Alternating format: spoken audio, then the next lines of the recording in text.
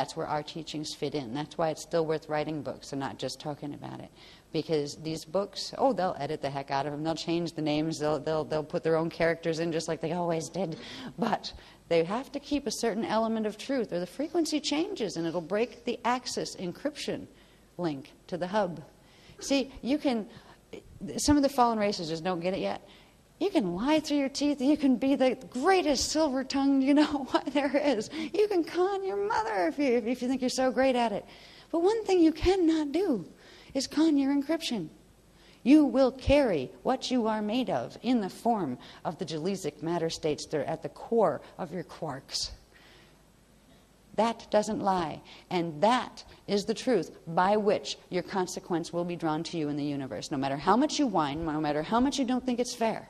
And every idea you hold has an encryption. And it either supports where you think you want to go or doesn't. So encryption becomes a fascinating thing, a tool. If we can realize that every thought we think, every word we mutter to ourselves, even in our head, everything, every item of clothes you wear on your body has an encryption. And that doesn't always mean organic's better, by the way. Sometimes it is, sometimes it isn't. Organically what? Is it buckyballed to death? Is it genetically modified to make sure it's more pure? Pure what is the question, So it's not always what it appears on the surface. But we're going to be taught to become local masters of encryption, first starting with our own selves.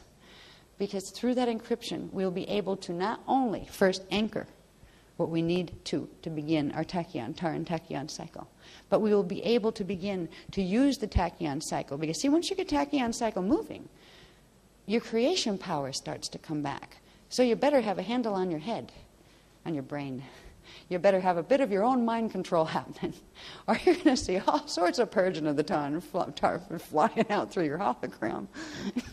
Because there are encryptions that don't belong there, that when your tar begins to heal, it will kick them out and turn them back around. And you can intercept them and heal them. You can we'll be creating healing screens to absorb some of this stuff. So when it's coming off our crystal body, as our Taran kicks it up and says, that's a Shona program, that doesn't belong here, right? Just manifest it and go through 20 years of karma in 3 days. No. It could be that bad if it wasn't being done the right way.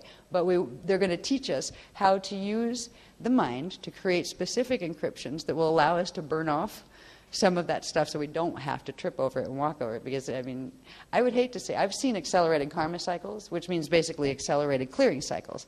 And they can be really nasty. You sit in the middle of your life and go, what else can fall apart?